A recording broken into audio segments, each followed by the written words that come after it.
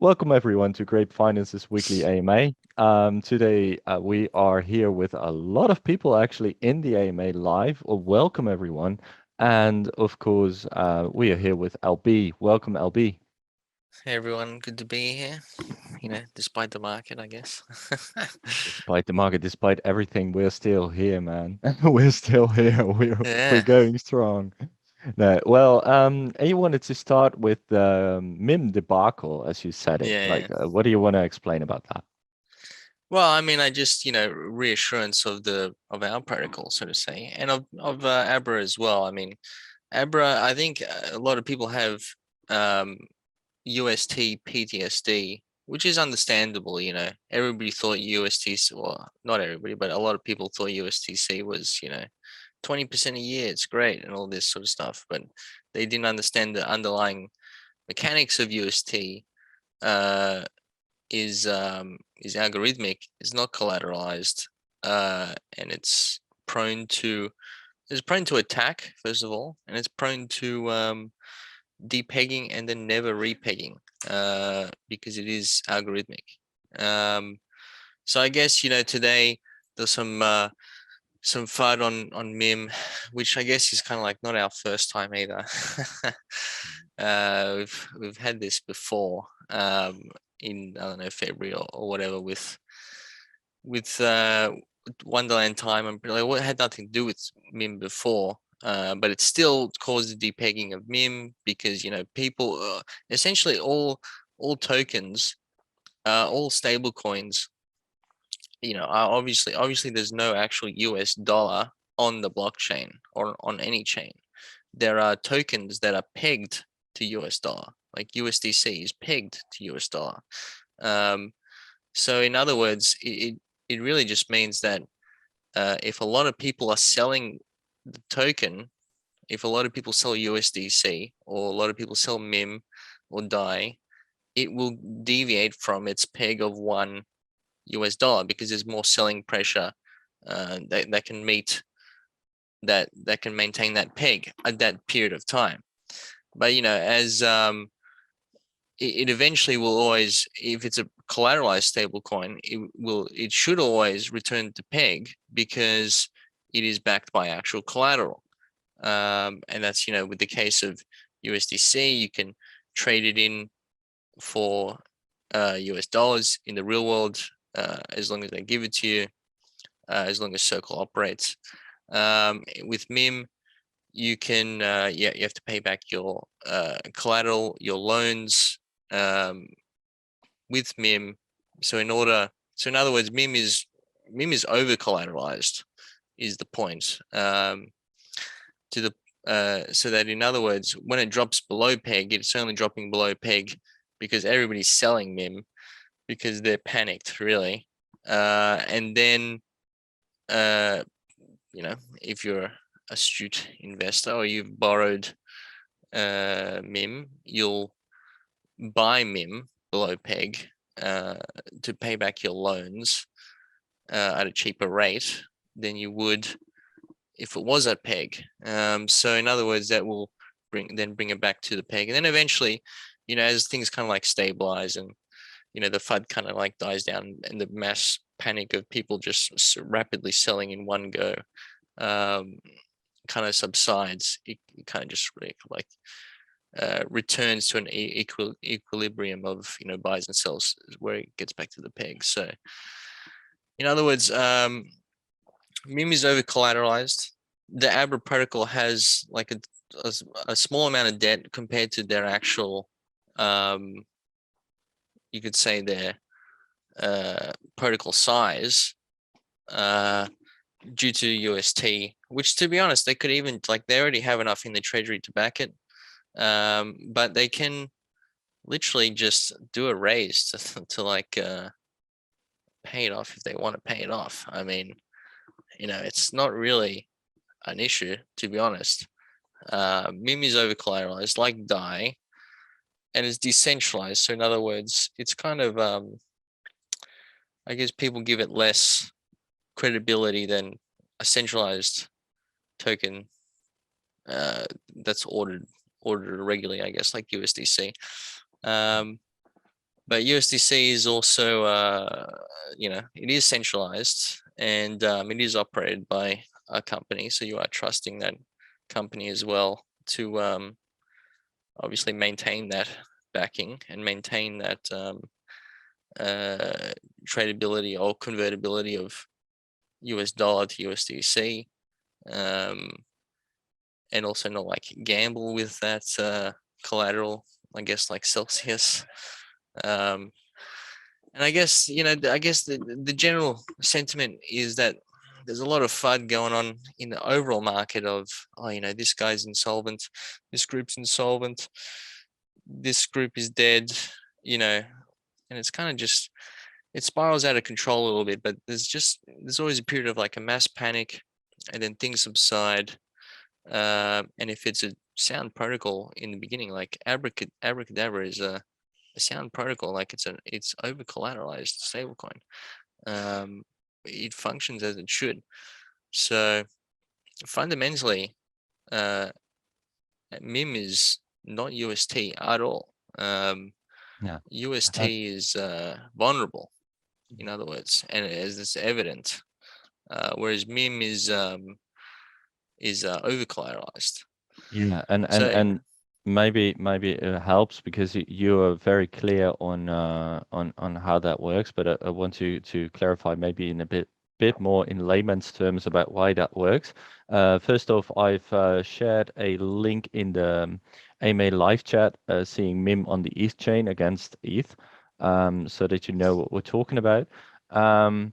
What happens is that then people at some point, someone somewhere loses faith in MIM or wants to sell it for whatever reason, and then of course the price goes down for a moment. And if you look at that chart, you go back to, for example, the 9th of May or the 12th of May, you'll see that happening as well, because there were some things going on then as well. You see large wicks going to the downside.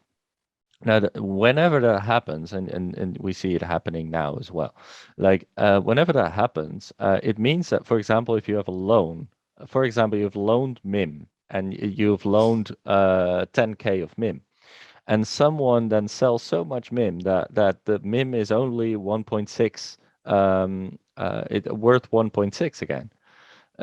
That means that if you then buy MIM and repay, you'll have a huge gain. You'll have a gain of 40%. So it is very much incentivized for those people who have loans outstanding to go and rebuy MIM and repay those loans. So that means that it's natural for the coin to find its back again, because people are just going to, pay off their loans cheap.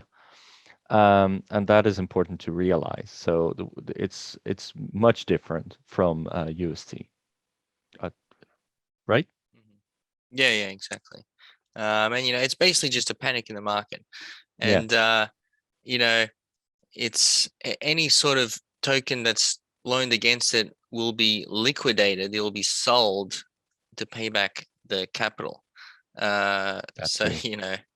Danny and his 125K loan is not going to take down um, MIM as a entire stablecoin. You would like that token would be liquidated 125K. But you want to keep an eye on their treasury, I guess, as well. They do have a surplus, um, but even still, like it's 12 million. Like for the protocol size, that's pretty small. Yeah. And in any way, I think what we may do is look to change pegs. It's something that's kind of annoying to do, considering all the protocol, all the liquidity is community owned. This is technically like the second time MIM has been flooded, really, to the point where it's caused some panic on our protocol as well. And it's understandable. People will see the panic in that they especially with UST fresh in their minds, like, oh, I'm getting out right now. I'm going to sell to USDC, whatever. And then, sell Grape in the process because they're in the LP and whatnot. So I mean, it's understandable to have that, panic, I guess.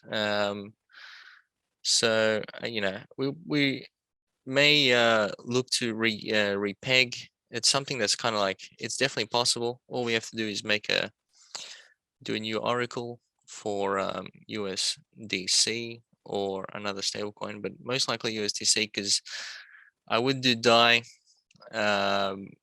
as a decentralized stablecoin, but that doesn't really have good routing on AVAX Not and on good AVAX, liquidity on no. AVAX, which is kind of a problem. And same as Frax. I like Frax, but it's kind of the same issue on Avalanche. Doesn't really have good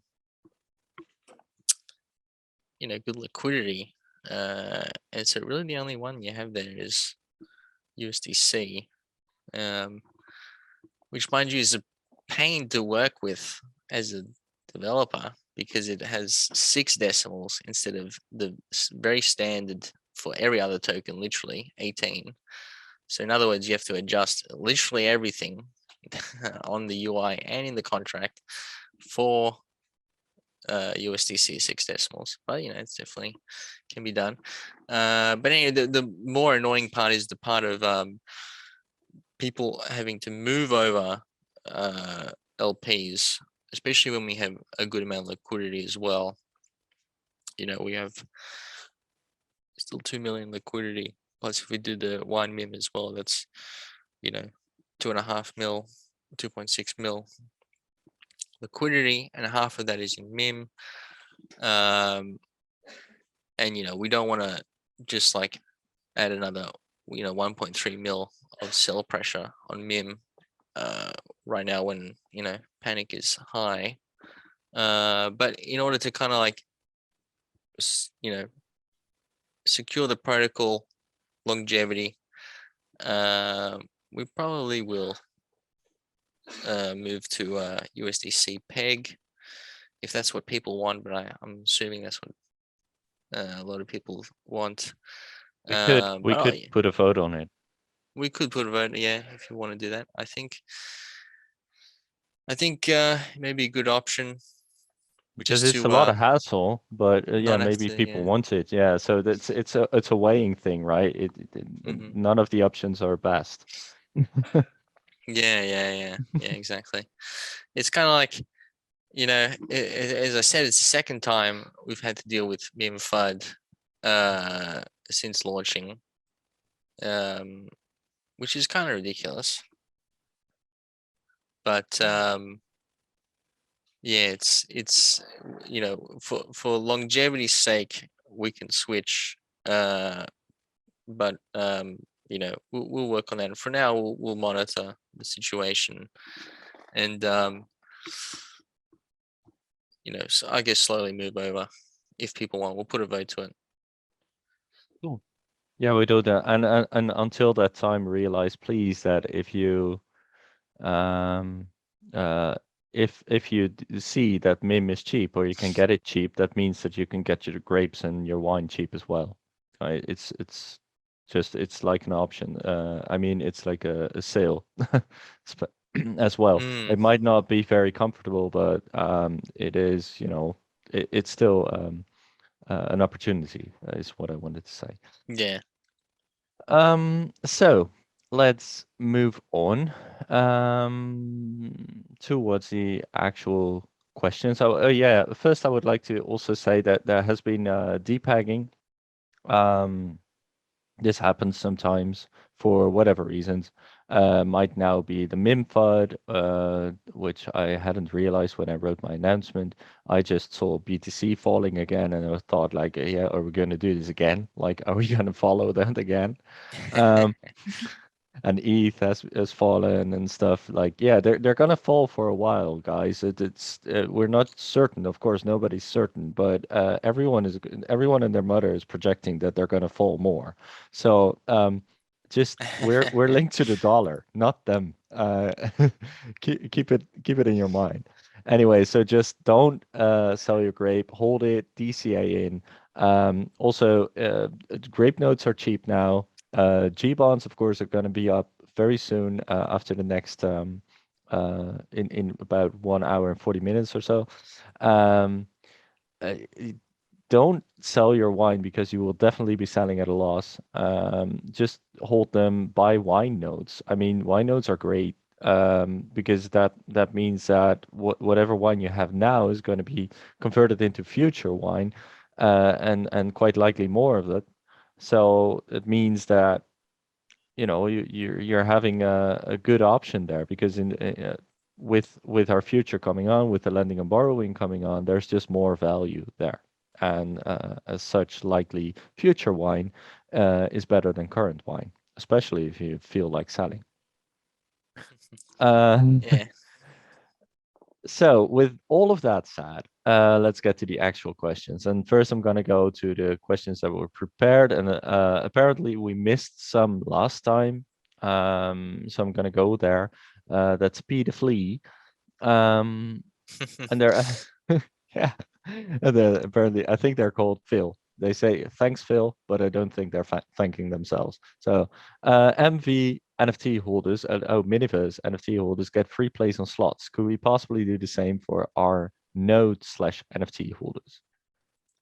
Yeah, it's possible. Something I have to talk to Nate about.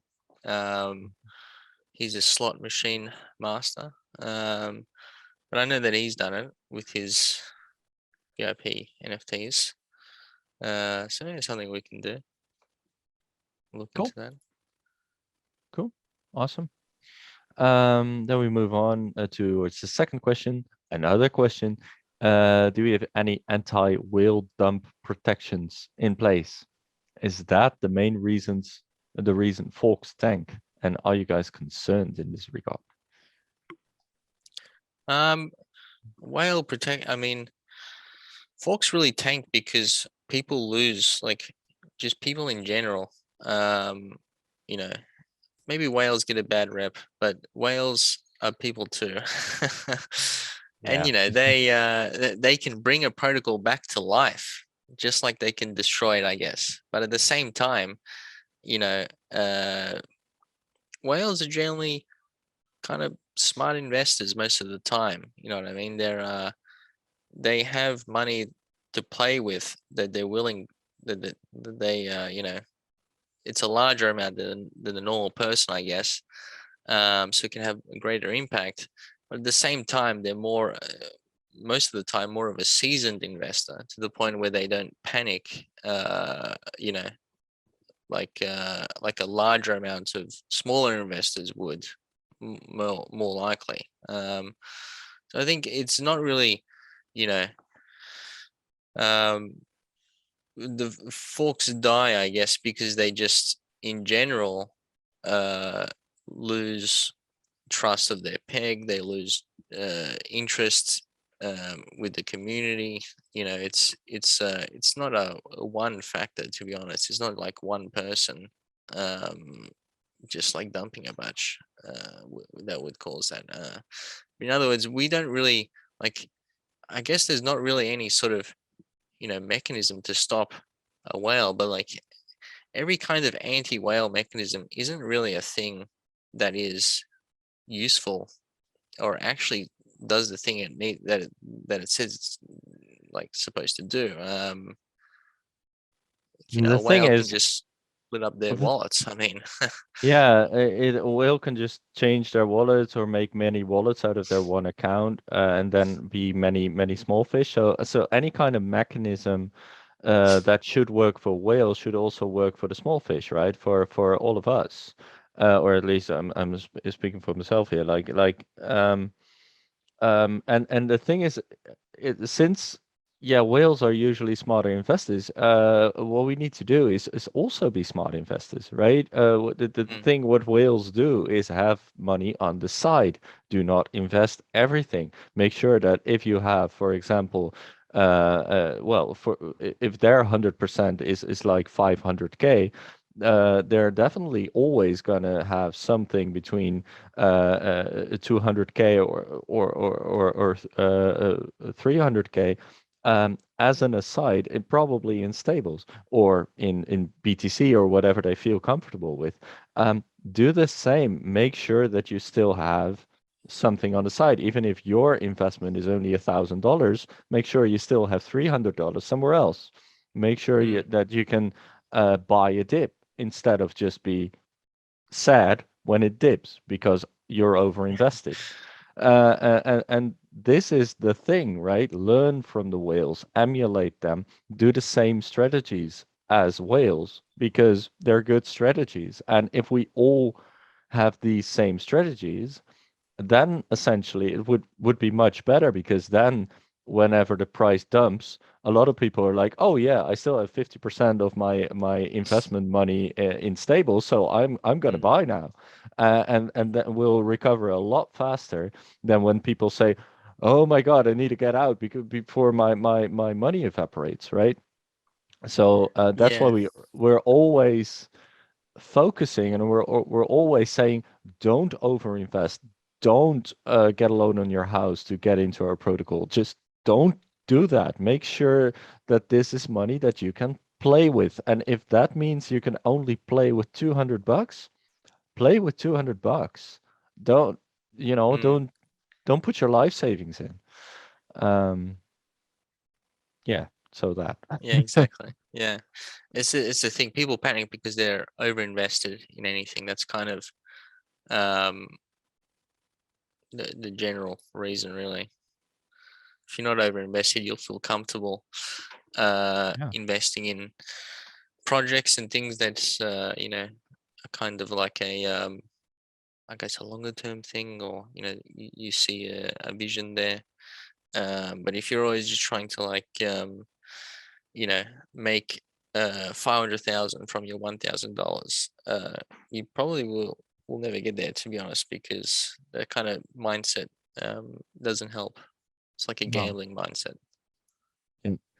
And for example, right now, all of my wine has gone from essentially a few weeks ago was a 300 each or more, and Mm. now it is what's left. I don't know. The bot is still is out again, so I'd have to go elsewhere. Uh, Wine. Here we go. Right now we're at 160 about. So yeah, my investment has lost a lot of value, and that you might say, oh my God, I've lost so much money, but no, I'll just wait. I'll wait. I'll wait until wine goes up again because it will. Mm. I mean, we're gonna add so much value to our protocol. Of course, it will. Um, so there's that. I mean, selling now would be sad. I would then I would lose.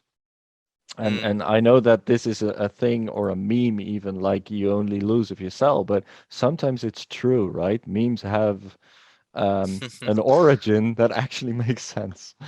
Yeah. All right. Let's move on. Yeah. So Valens alone says, my question for the AMA. The grape note is currently at 1.31% daily. Well, that was then on the 16th of June. Shouldn't it always be between 1.5 and 3? I think I heard it wasn't guaranteed because in the white paper it says estimated, but I thought I'd bring it up anyway because 1.31 is quite low compared to that 1.5 to 3. Yeah, well, I guess you heard right then. It is you know, a tapering figure. It is a figure that will adjust on the fly depending on how many nodes are created and the pool balance and whatnot. Um, you can't be guaranteed. I mean, it's just like any investment. Yeah, I mean, I don't know how you can guarantee uh, you know 1.5% like first of all, it's 0.19% less than 1.5, which I don't know. To me isn't that low, but um I don't know, it's just it will vary. I mean, that's kind of the idea of it is it will vary based on the pool balance to keep a rate that it can actually meet. And so, 1.3% daily in Grape is, I mean, that's still pretty decent. Right, right. I I mean, don't know what it is now. I haven't. Let me look what it is currently. I'm pretty Uh, sure, yeah, it's uh, 1.31. I'm logged out again. My MetaMask. So, yeah, that's the idea. It is, yeah, you heard right. It's not guaranteed. It is estimated up to 3%, and will fluctuate. That's kind of the idea. Yeah, it's exactly that, by the way. And when more nodes are bought, it will go up again. So, Mhm. for example, if you're looking to get rid of your wine now because it's not making anything in the winery, if you're going to buy wine nodes, that daily APR from the wine nodes are going to go up. Mm. Um, all right, Jeti Knight has a long story for us. Uh, with Man, I gotta prepare this and get a smaller part. But right now, I haven't done that, so just gonna read. The AMA question. With this new LP node partnership with Walrus Finance, can you express the level of research done by Grape Finance that made you guys comfortable enough to create such a node? I asked this question due to the caution message I read from CoinMarketCap.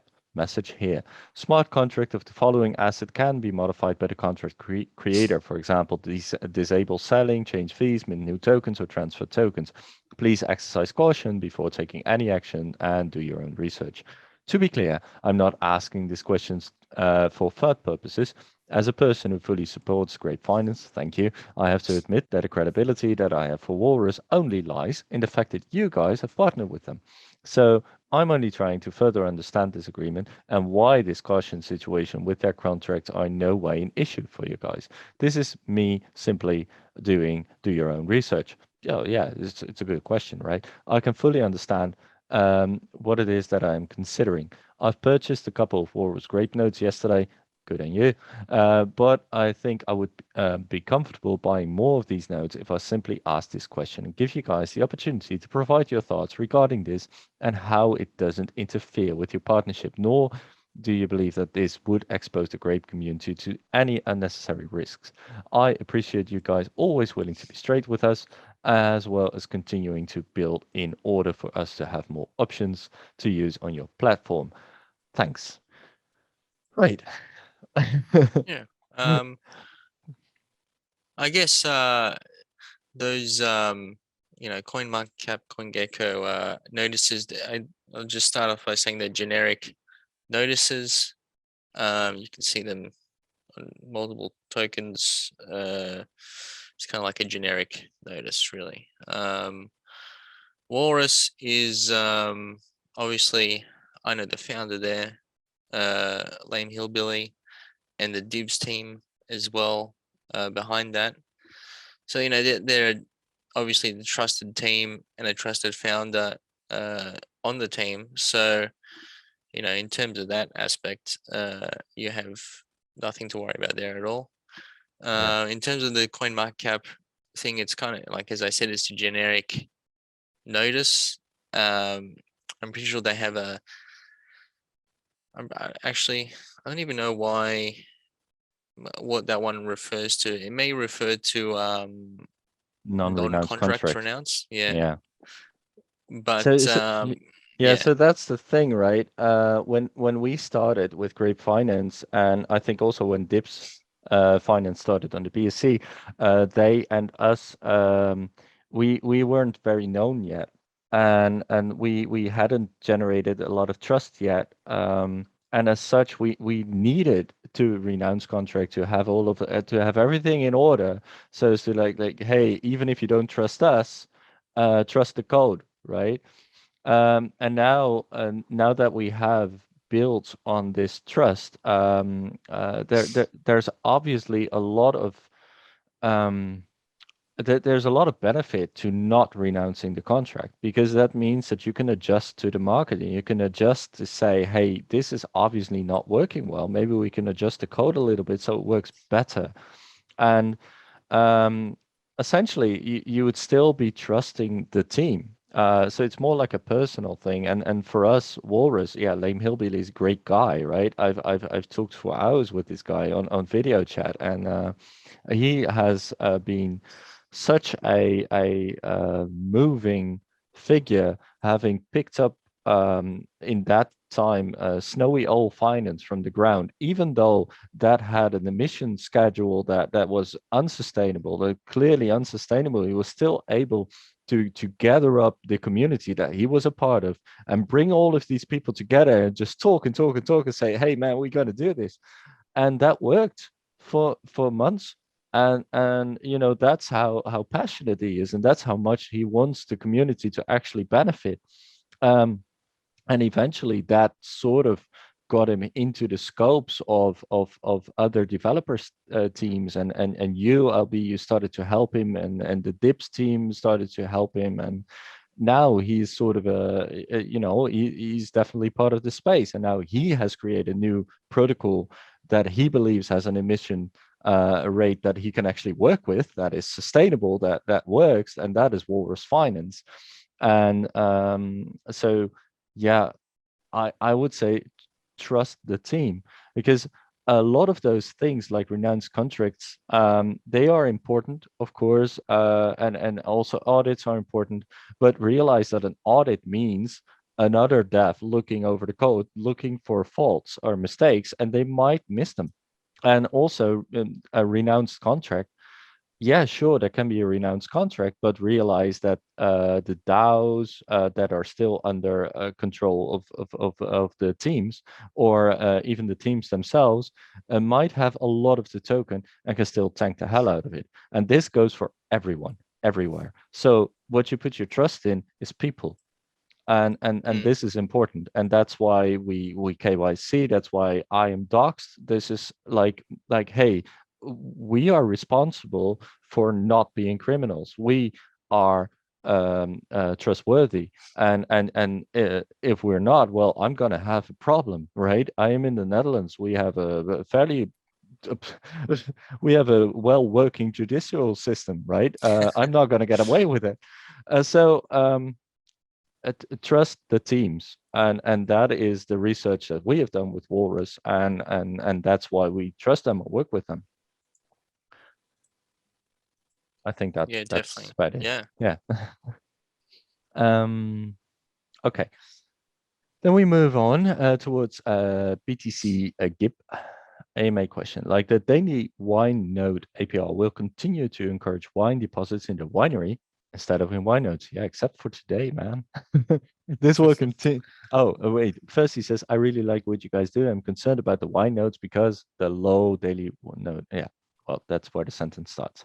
Um, this will continue being a cycle where the APR is driven down further and further in Y nodes until they can't pay out. I really like Y nodes and I want to see them survive. Do you have any ideas how we can bump the APR of Y nodes and make them more competitive with the winery APRs? I appreciate the entire team very much, and thanks again. Well, appreciate you as well. Shall I take this one, LB? Yeah, sure. All right. So um, it's important to realize that the winery APR might be very, very nice, right? Because the winery is printing new grape, and can have a very competitive APR because of that. Yeah, sure, you're getting new grape. That's the only contract that's ever going to print new grape, by the way. So that works, but it only works once we're over peg. And granted, we have been overpack most of the time. I think over 95% or more. So it feels maybe like this is just the standard. But right now we are underpack, and that means that the winery will stop printing for a bit, and that is something to realize very well, right? Wait, let me see where we are at the moment. We are now at 90 cents. So we still have to get back that 10% all the way back to one MIM to have the winery printing again. And in the meantime, your wine will do nothing now, and that is a For some people that is reason to immediately sell, which I find weird because you'll be selling your wine at a loss. I mean, yeah, you'll have a few days where you won't get your APR, but I don't know. I don't want to take a loss on my wine. Um, but if you definitely, if you like having these APRs and if you like having continuous out a payout, then you'll want to buy notes during these times. So it's actually the depegging of Grape that will incentivize wine notes. So there's a huge possibility that wine note APR will go up again because right now is a good place or a good time to buy wine notes.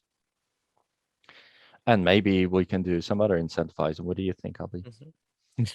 Yeah, well, I mean, we increased the tickets to 3 tickets instead of Yeah. one on the airdrops. But I guess the kind of the original goal of the wine nodes were to give actual some use for wine below the peg, because below the peg is usually is the use case of wine really is to, as you mentioned, stick in the winery to earn new grape. But when below the peg, obviously there's no new grape, so people just sell the wine, or the share in general of Two Forks, because they don't yield anything at that point. So in other words, the wine nodes are essentially that under peg mechanism for the share to keep up some sort of buy pressure on the share, and put it into nodes that emits at any time really. So, and I guess it was kind of not expecting us to be above peg so sadly for like 2-3 months almost. Um, we dipped here and there, but for the most part, we were like, as soon as the wine nodes launched, we were kind of above peg for most of that time, really. So I wasn't really expecting that. I don't think a lot of people were expecting that, really, to be honest.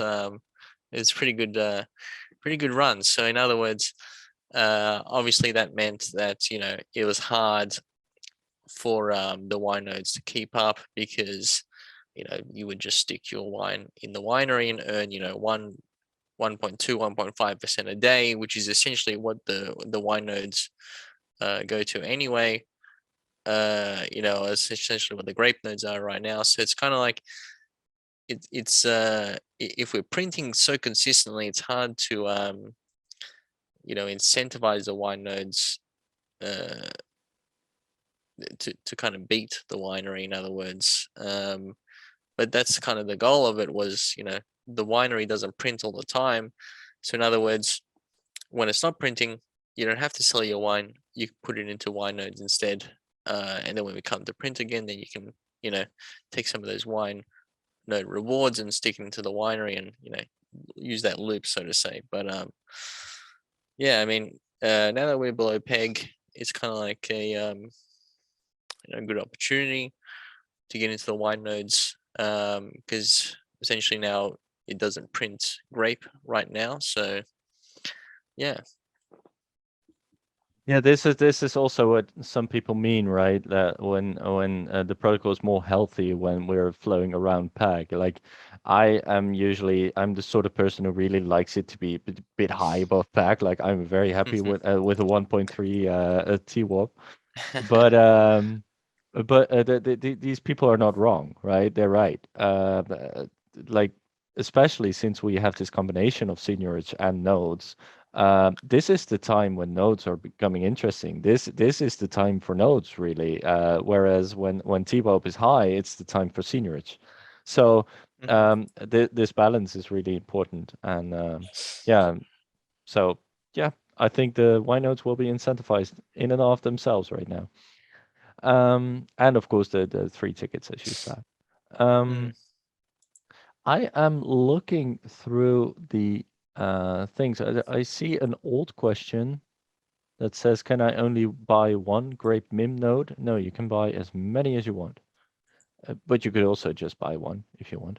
Uh, yeah, if you need one node to be eligible for your NFTs, Yeah. then by all means buy one, right? If that's all you want to use it for, then do that. Oh, this is a good question. What does over-collateralized mean, really? It's from Old Rope. Um, so it means that when you take out that loan, the collateral you put up to put that loan against is way more than the loan you're taking out. And this is a bit of a it's a bit of a weird thing if you're coming from TradFi, right? But it does work in TradFi as well. Like it's weird if you would say, "Hey, I'm putting up 1,000 euros and then I'm going to loan 800 euros." That makes no sense, and so that's not happening. But it's more logical if you think, "Hey, I've got this house that's worth 200,000 euros, and I'm gonna put it up and then loan 120,000, so that I either pay my loan back or the bank gets the house, or at least I need to sell the house and then the bank gets their money back. And this is over collateralization. You loan against a deposit, you loan against collateral.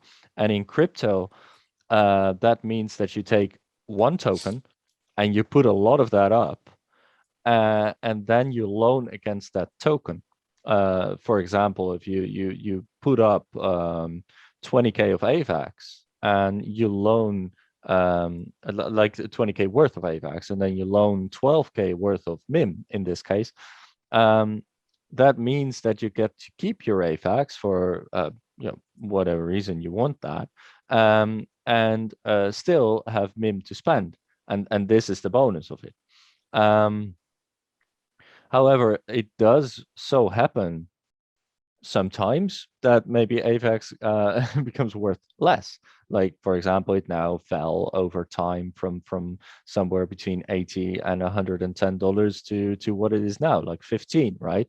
So that collateral that you put up might fall a bit, and your 20K of AVAX might not be 20K anymore, and that is when your liquidation warnings come up, like, hey, your 20K of AVAX is only worth 13K still, and you've loaned 12K, so hey, we're gonna sell your AVAX now, mate, because otherwise we cannot repay that loan. And we don't trust you to do that because crypto is trustless system. So that is sort of what's happening. So especially when coins like MIM become less valuable at some point, because a lot of people sell them, um, it would make a lot of sense to say, hey, I'm gonna buy some MIM right now because it's only worth 95 cents instead of $1, so I get 5% discount. I'm gonna buy it right now to make that 12K loan uh, an 8K loan. and this is the what it means to be an over collateralized coin, and why it makes sense for people to go and repay those loans whenever there's a depegging happening. um yeah, so I think I got that right. um Yeah, yeah, would you agree? Yeah. Okay, yeah, good. definitely. Yeah. It's always nice to have a second person like, yeah, this is okay. um right. Yeah, something about Danny's failures. Yeah. Well, Danny is only just, some guy, right? He tries. Uh, um, okay. How does one measure grapevines, vineyards? I'm not gonna go with this one, but this is bad. This is bad. I've already muted you. Um, would curve be a better measure? Yeah, please. These jokes. I bet he's a dad. I'm sure of it. These jokes. Um, use the saver, but you can't transition. Man, there is so much going on here. I'm not clear about what is a question and what is not. Um, no, I don't. I'm going through this. Um, uh, Rye Bear says, "I love whales. They support the protocols." Yeah, so do we. Whales are good, right? They do support protocols if you've got, people that actually like your protocol, which you should get Yeah. in the first place. Like we don't want people who don't like grape. We want Yeah, people who yeah. No like matter grape. your size. Yeah, yeah. Exactly. Yeah. Um. Oh, Old Rope says, why is wanting to make 500k from 1k the wrong mindset? With a stable protocol and over time, that should not be an unreasonable goal. Well, I well, mean, it's a bit much, right? It's a 500x. And it's a gamble, is what it is. It's yeah, that's pretty. I mean, that obviously happens in crypto every now and then, but that happens, once for every 50,000. You know what I mean? So, yeah, um, you can either gamble like that, or you can invest a larger size in a certain amount of protocols that are more, that maybe they don't give you a 500x return, but they give you, even a 2x. But if your size is larger, then that, more than makes up for the losses that you'll have with gambling, um, you know, for a 500x, for one 500x. yeah, Uh, you know, you may as well just yeah. go to the casino at that point, really. Yeah, it's like it would be okay for us if you come and just put in 1k and then just wait, right? And hope to make 500k from that one day. But if you need that 1k and if you feel that you need the money, that's where it goes wrong. Because then you see your 1k and then, for example, we depeg Mm. and you see that 1k is only worth 700 at that time, and you think, oh, this is not the 500k I wanted, I'm going to sell. Yeah, that's not what you need, right? So if you want to go from 1k to 500k, sure, but first come into the mindset of, I have already lost that money, right? Moratori to salutant, like the moratori, I think it is. Like the that's what the gladiators said when they were in Mm. the arena. We are already dead, and we salute you. And then when they fight, they might come back to life again. And this is the same with that sort of moonbags, right? You lose the moonbags first, and then maybe they work, and that is, it's not unreasonable, but yeah, that is akin, very much akin to gambling. But it might work. If it works for you, fine, but then don't sell at the first depegging, right? That's important. um uh, there's also a question, also from Old Rope, explaining, like, can we explain G bonds? Yes, we can. I also have a video on it, like, which explains it quite extensively, which is on the Grape Finance YouTube. So you can always look that up. But essentially, what it does is, when you buy a G bond, it means that you're contractually bound to not sell that under peg. So instead of you just being a good bro and not selling under peg, you will no longer be able to. And that, of course, if a lot of people buy those G bonds, then eventually, all those people hold, and the price will go up again. And then, as a thank you for binding yourself like that, it's a G bond in a very literal sense. You're bound. Um, as a thank you for binding yourself like that, when it goes up again and it goes over 1.1 TWAP, you get more grape as a thank you. And the winery contract actually sets aside newly printed grape when it starts reprinting again, to pay off those G bonds before it will print back the grape in the winery again. So that's essentially what it does. um, why do you think there seems to be more Tomb Folks on BSC than AVAX? I Hmm. don't know.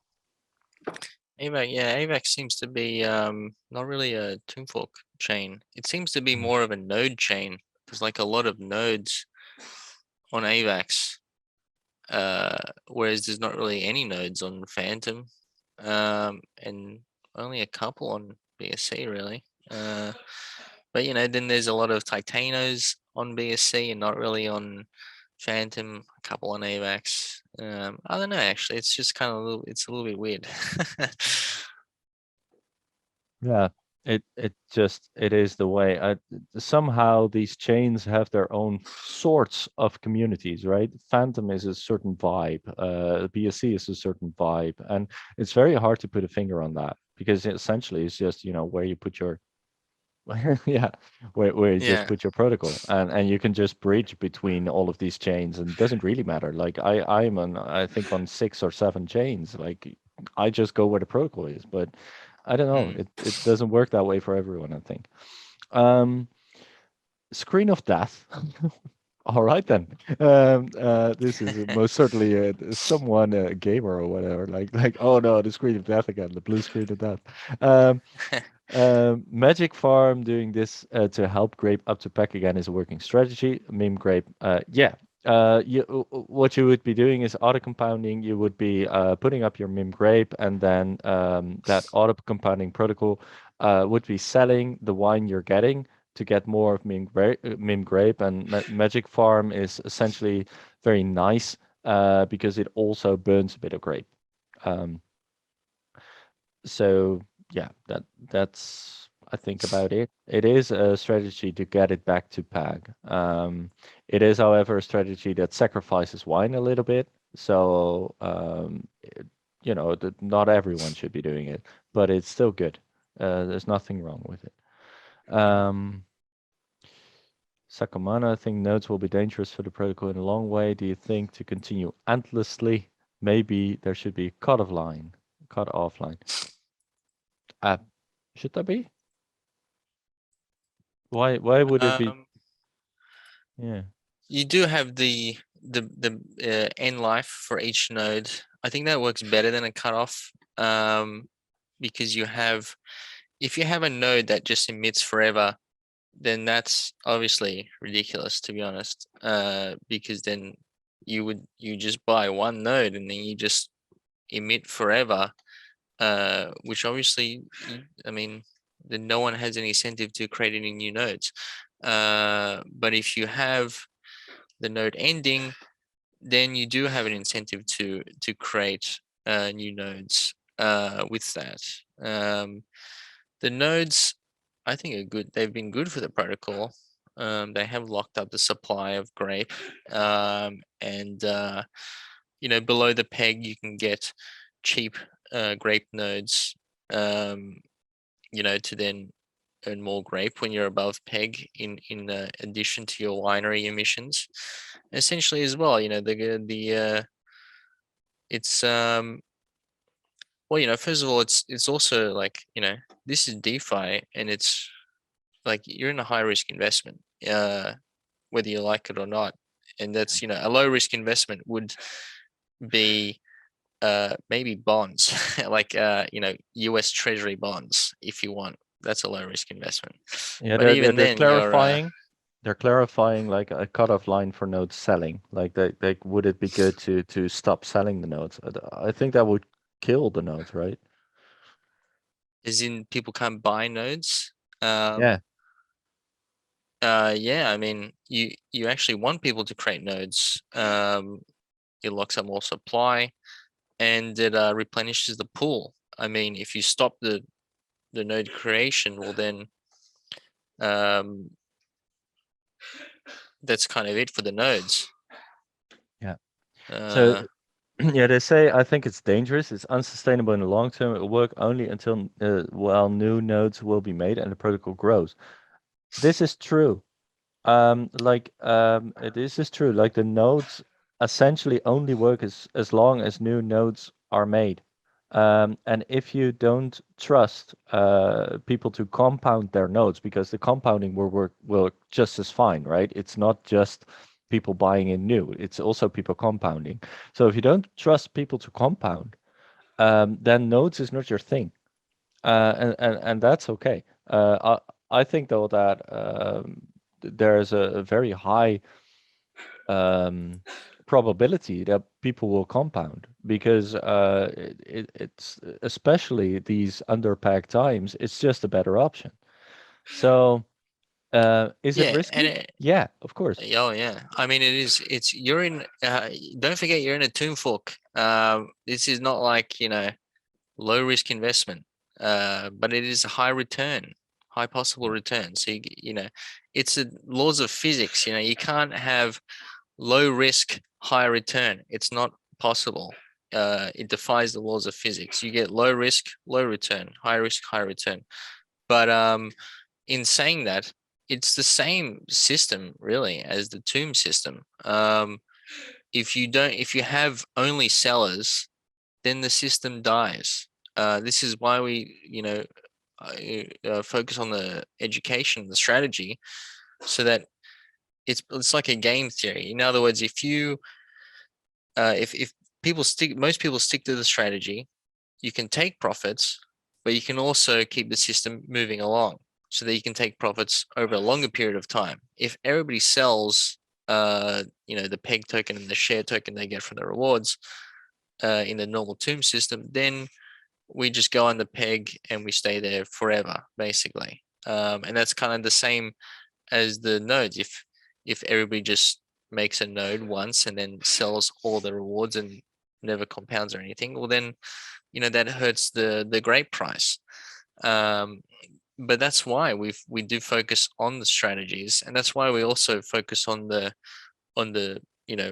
uh, yielding loops, so that you can have multiple options depending on where the TWAP is. If it's above the peg, you have multiple options. If it's below the peg, you can noding is incentivized if it's above the peg.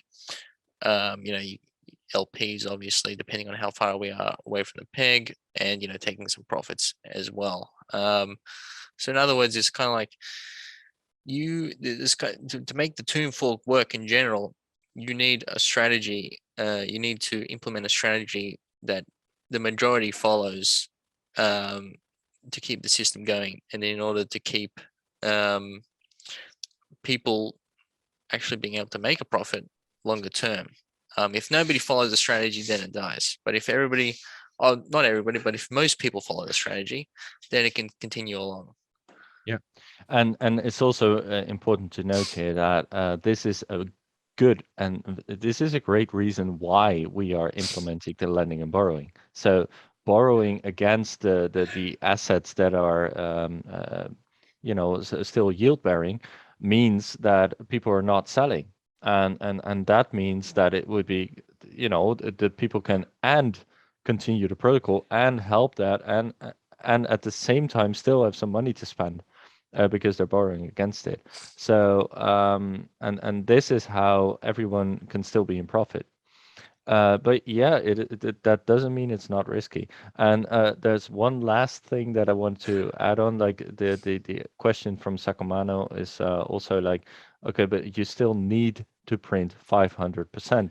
There will never be collateral for all these payments. Like the notes are not collateral, by the way, but no, it doesn't need to print 500%. It will stop after 500%. These are two different things. Like that is the maximum. It's not that it doesn't necessarily mean that it will go there. It's just that it will stop there. However, we do feel that it will go there because we believe that we're a successful protocol that is growing, and we are still growing even in this bear market. And even in this situation, we are still pulling people towards us. And I think that that is exactly what you need to be looking for in a good protocol. Like how does it function under adverse market situations? Hmm. Yeah. Right. I think we should cut it off there. I've already said that in chat a while ago because we've been going over an hour. And that is the usual time we set for the AMA. So if any of this still um, if you still have questions after this, be sure to just post them again, and we'll definitely go over them again. I mean, there's no wrong question. Of course, sometimes we say, "Hey, I'm explaining this, and there, or this is in the strategy, or whatever." So, also just have a look around because we've explained a lot already on the site and in all of the channels, and of course, there are mods to answer questions. But yeah, we love actually having questions for our AMAs. So thank you for asking those. Thank you for so many people being on. That's really lovely. Um, Mm. and yeah, thank you just for being a great community and keep on explaining things to each other. Keep on being so awesome. Thank you so much. Yeah. Thanks, guys.